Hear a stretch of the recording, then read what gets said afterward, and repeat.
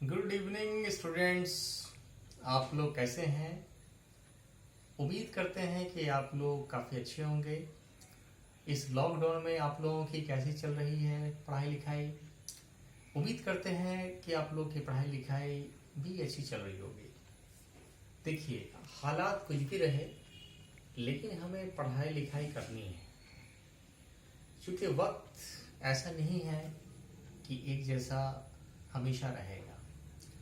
आज हम लोग बायोलॉजी का एक सबसे अच्छा चैप्टर इकोलॉजी हम लोग आज पढ़ाई करेंगे। इन्वायरमेंटल साइंस या पर्यावरण अध्ययन जो आजकल बहुत एक इम्पॉर्टेंट टॉपिक है, और इकोलॉजी जिसको एक मेन पार्ट कहा जा रहा है बायोलॉजी का, जो हमारे लाइफ से जुड़ा हुआ है, क्योंकि एक कंसर्न है।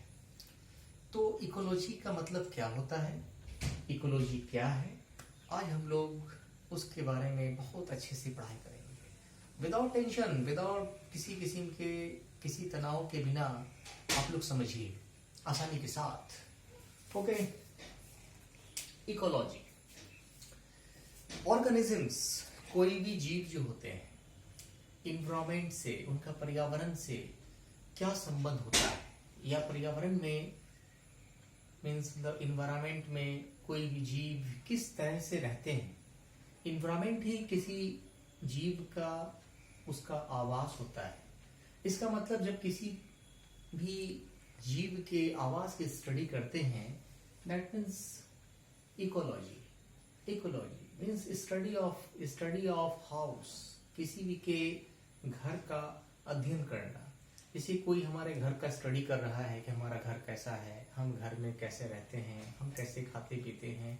जस्ट लाइक वही है कि हम अपने नेचुरल इन्वायरमेंट में, नेचुरल घर में हम किस तरह से रहते हैं।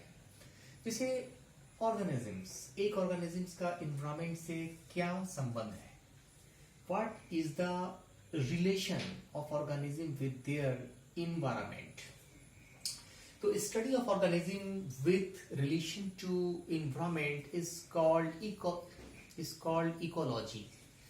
इकोलॉजी। तो यहाँ के अगर हम ऑर्गेनिजम्स की बात करें, इन्वायरमेंट की बात करें, तो वो सही है। ऑर्गेनिजम्स अगर इसको थोड़ा हम हाई लेवल में बात करें, तो आप जानते हैं कि ऑर्गेनिजम्स अगर बहुत ज्यादा इकट्ठा हो जाते हैं तो उसे हम कहते हैं पॉपुलेशन। पॉपुलेशन, एक सिमिलर टाइप के ऑर्गेनिजम्स बहुत सारे अगर होंगे उसे हम कहेंगे पॉपुलेशन। जैसे बच्चे, आप लोग यहाँ पर अगर बहुत सारे बच्चे बैठे हुए हैं तो हम क्या बोलेंगे, स्टूडेंट्स का पॉपुलेशन। अगर सोनू, अगर आप अकेले बैठे हुए हैं तो उसको कहेंगे हम सोनू। इंडिविजुअल सोनू ऑर्गेनिजम्स है, लेकिन सोनू, मोनू, रिंटू, चिंटू, पिंटू सारे बैठे हुए हैं। that means all are the students and it is known as students population, मतलब छात्रों की आबादी। तो पॉपुलेशन का मतलब इन्वायरमेंट से क्या संबंध, जैसे कि पॉपुलेशन बहुत सारा रहेगा, जैसे आप लोग यहाँ पर बैठे हुए हैं, सबका आपस में एक ना एक ताल्लुकात बना हुआ है। कोई किसी को पेन दे रहा है, कोई किसी को पेंसिल दे रहा है, कोई किसी से सहायता ले रहा है। उसी तरह से इन्वायरमेंट में जो पॉपुलेशन रहता है वो एक तरह का मतलब आखिर कंपटीशन भी करता है, एक तरह की प्रतियोगिता भी करता है, और एक दूसरे को वो सहयोग भी करता है। तो पॉपुलेशन का इन्वायरमेंट से क्या संबंध है? अगर हम लोग पॉपुलेशन की बात छोड़ दें, पॉपुलेशन में चूंकि स्पेसीज हमेशा सेम रहता है, अगर हम लोग पॉपुलेशन से आगे की बात करें, जिसमें कि अगर इंसान की बात छोड़ दें, इसमें अदर जो भी मतलब एनिमल्स है, जैसे कैट, जैसे कुत्ते, बिल्ली, हाथी, घोड़ा, तो अगर सब सारे लिविंग थिंग्स को मिला दें तो वो कहलाते हैं कम्युनिटी। कम्युनिटी मीन्स होता है डिफरेंट स्पेसीज, मतलब बहुत सारे समुदाय मिलके जो रहते हैं, जो नेचुरल रिसोर्सेज के लिए और डिफरेंट थिंग्स के लिए आपस में कंपटीशन करते हैं, आपस में चाहते हैं, तो उनका पर्यावरण से क्या संबंध होता है, तो वो उसको भी हम लोग इकोलॉजी में हम लोग स्टडी करते हैं। उसके बाद हम लोग देखते हैं कि the ecosystem, what is the ecosystem. Ecosystem हमारे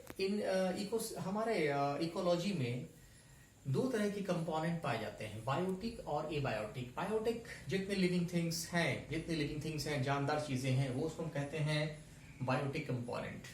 जैसे कि इंसान, पेड़ पौधे, कुत्ते, बिल्ली, जानवर, all are the examples of biotic component. दिमाग में इस बात को आपको बढ़ा लेना है। ये बायोटिक कंपोनेंट जो जानदार नहीं है, जो जानदार चीजें नहीं है, जो बेजान चीजें, लेकिन कौन सी चीजें बेजान? ये कुर्सी टेबल नॉट, जिनका असर लिविंग थिंग्स पर पड़ता है, जैसे कि सनलाइट, रैनफॉल, टेम्परेचर, है ना, इनका असर बायोटिक पर पड़ता है। बायोटिक वो जैसा वहां का सनलाइट होगा, टेम्परेचर होगा, रेनफॉल होगा, वहां के लिविंग थिंग्स उसी प्रकार के ही होंगे।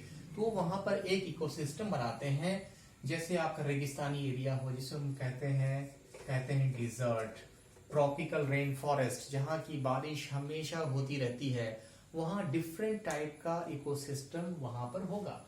हम एक पानी के बूंद को भी हम इकोसिस्टम कह सकते हैं, क्योंकि इसमें भी H2O है, ऑक्सीजन है, और बहुत सारे माइक्रो ऑर्गेनिजम्स के कीटाणु, सूक्ष्म जीव उसके अंदर में पाए जाते हैं। और वहां पर भी वो इसका एक हाउस है, वो अपना वो सर्वाइवल करता है। और वहां भी बायोटिक और एबायोटिक के बीच में एक संबंध बना हुआ है। इसका मतलब a mini droplets of water is also called an ecosystem. Okay, उसी तरह से एक हो गया बायोम। बहुत सारे इकोसिस्टम जब किसी खास एरिया में रहते हैं तो उसे हम कहते हैं बायोम। उसके बाद होता है बायोस्फीयर। जब बहुत सारे बायोम एक स्फीयर से घिरे होते हैं, उसको कहते हैं बायोस्फीयर। मतलब कि जहां लिविंग थिंग्स हैं, लिविंग थिंग के चारों तरफ का घेरा, चाहे वो लिविंग थिंग्स फॉरेस्ट में हो, डिजर्ट में हो, कोल्ड एरिया में, उसके चारों तरफ एक घेरा बन जाता है, उसको कहते हैं बायोस्फीयर। इसका मतलब हमारा जितना सारा प्लानेट है उसमें सिर्फ एक प्लानेट में अभी तक लाइफ है, अर्थ। तो हम कहेंगे कि अर्थ जो है वो बायोस्फीयर है। लेकिन अगर कल को अगर कोई खोज हो जाती है कि मार्स में या मून पर कहीं भी लिविंग थिंग्स है, दैट मीन्स वो भी जो है आपको बायोस्फीयर का पार्ट होगा। एंड इसके साथ हम लोगों ने आज फंडामेंटल नॉलेज ऑफ इकोलॉजी जाना। नेक्स्ट वीडियो में हम लोग देखेंगे food chain and food web, और दूसरा जो इकोलॉजी का टॉपिक है उसको हम लोग विस्तार से समझेंगे। ओके स्टूडेंट्स, मुझे लगा कि जो मैंने समझाया है वो आपको बहुत हद तक समझ में आ गया होगा। Okay students, okay, thank you.